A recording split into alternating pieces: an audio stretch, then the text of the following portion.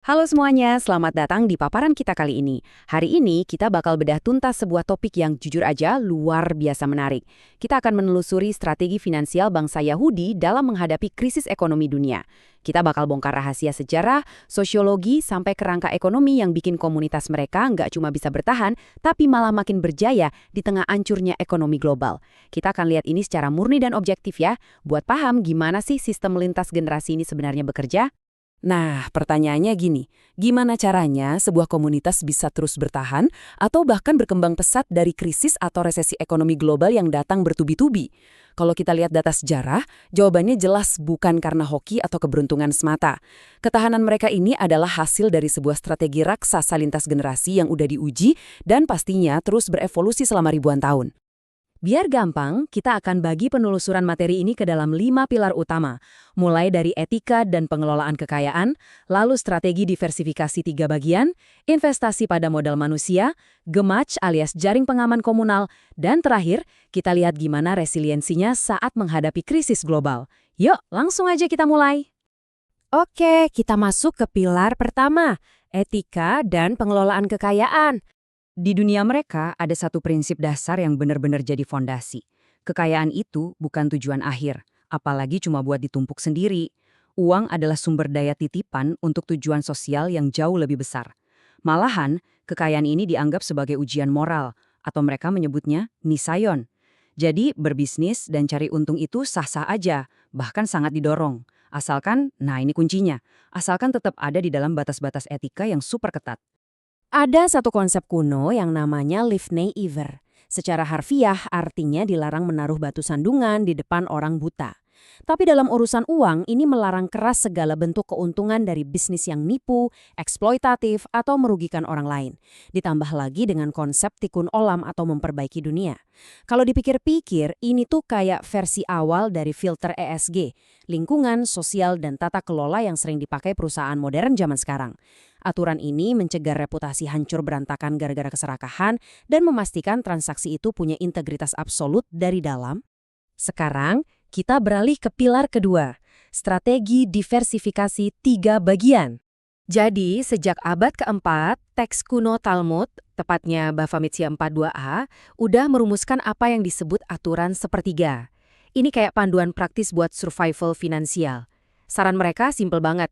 Bagi kekayaan kalian jadi 3 bagian yang rata. Sepertiga diinvestasikan untuk properti atau tanah, sepertiga diputar buat bisnis atau barang dagangan, dan sepertiga sisanya harus wajib selalu disimpan dalam bentuk uang tunai atau aset likuid. Nah, yang bikin merinding, kebijaksanaan kuno ini tuh klop banget sama teori portofolio modern tahun 1952 buatan peraih Nobel Harry Markowitz. Markowitz juga menyarankan pembagian antara real estate, ekuitas, dan aset likuid. Kenapa konsep ini penting banget? Karena ini ngasih kalian jaring pengaman lewat korelasi aset yang rendah. Gampangnya gini deh, kalau nilai tanah kalian anjlok gara-gara perang atau krisis, bisnis mungkin masih jalan. Kalau bisnis lagi seret, kalian masih punya cash buat bertahan hidup, atau malah buat borong aset yang lagi murah-murahnya. Pendekatan ini udah terbukti ngasih stabilitas ribuan tahun sebelum matematika modern bisa membuktikan. Lanjut ke pilar ketiga, investasi pada modal manusia. Coba bayangin pergeseran sejarah ini. Di abad pertama Masehi, ada aturan keagamaan yang mewajibkan semua anak laki-laki itu melek huruf. Ratusan tahun kemudian, waktu terjadi gelombang urbanisasi Islam di abad ke-8 dan ke-9, kemampuan baca tulis dan berhitung ini ngasih komunitas mereka keuntungan komparatif yang luar biasa di pasar tenaga kerja. Mereka yang awalnya bertani dengan cepat berubah jadi pedagang, akuntan, sampai ahli medis. Profesi-profesi dengan keahlian tingkat tinggi dan mobilitas yang tanpa batas. Ini melahirkan satu konsep brilian yang bisa kita sebut sebagai kekayaan portable. Coba deh kalian pikir, properti, pabrik, atau tanah itu kan bisa aja disita, hancur, atau terpaksa ditinggal pas ada pergolakan geopolitik. Tapi kalau pendidikan dan keahlian intelektual, itu nempel terus di kepala kalian. Ini adalah peredam kejut ekonomi yang paling ampuh. Modal manusia bisa dikemas, dibawa nyebrang negara, dan dipakai buat ngebangun ulang kekayaan dari nol, kapanpun dan dimanapun. Oke, pilar keempat. Kita akan bahas Gemah, jaring pengaman komunal. 99,9%. Ya, kalian nggak salah dengar. Itu adalah rekor tingkat pengembalian yang super mencengangkan dari Hebrew Free Loan Society. Gimana ceritanya sebuah sistem pinjaman buat para imigran dan kelas pekerja bisa punya success rate yang nyaris sempurna, bahkan nganahin bank komersial raksasa sekalipun? Rahasianya ada di sistem yang disebut Gemacini. Intinya, ini adalah lembaga pinjaman yang 100% bebas bunga. Terus jaminannya apa kalau nggak pakai agunan fisik kayak rumah atau tanah yang emang nggak dipunya sama pendatang baru? Mereka pakai sistem penjamin bersama yang namanya array food. Jadi kalian butuh 2 atau 3 orang dari komunitas buat menjamin karakter kalian. Kenapa ini bisa jalan? Karena tekanan sosial dan rasa saling percaya dalam komunitas itulah yang menggantikan peran jaminan fisik. Kalau kalian sampai gagal bayar, kalian bakal ngerugiin tetangga dan teman sendiri. Sistem ini terbukti nggak sih jaring pengaman vital, ngasih modal usaha buat imigran yang ditolak mentah-mentah sama bank umum karena dianggap nggak layak kredit. Masuk ke pilar terakhir kita, resiliensi menghadapi krisis global. Mari kita lihat gimana strategi ini kalau diuji pakai krisis beneran.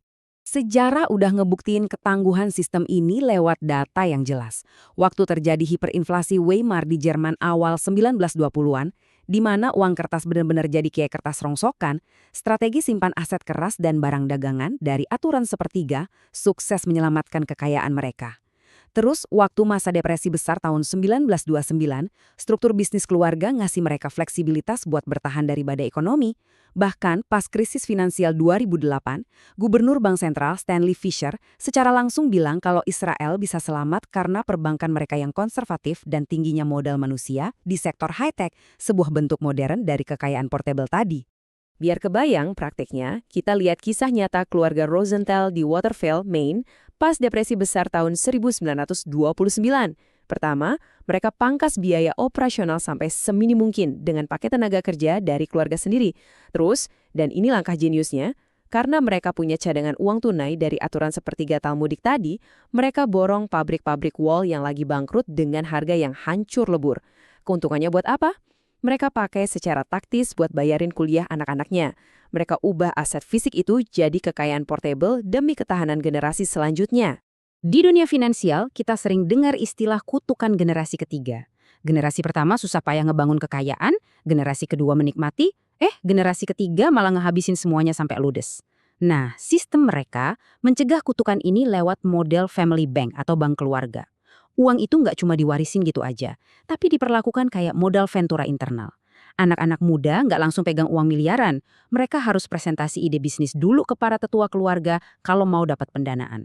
Ini adalah bentuk bimbingan terstruktur yang ngajarin tanggung jawab dan memastikan etika pengelolaan kekayaan itu terus diwariskan. Jadi, setelah kita lihat gimana data historis ngomong soal diversifikasi etis, modal manusia, sampai jaring pengaman komunitas ini, pertanyaannya sekarang berbalik ke kalian. Dari konsep kekayaan portable sampai aturan sepertiga tadi, langkah apa yang bakal kalian ambil hari ini buat nerapin prinsip-prinsip tersebut? Gimana caranya kalian bakal ngebangun warisan finansial yang nggak cuma bisa bertahan, tapi juga kebal sama krisis di masa depan? Coba dipikirkan. Terima kasih udah ikut bergabung dalam eksplorasi kita hari ini. Sampai jumpa!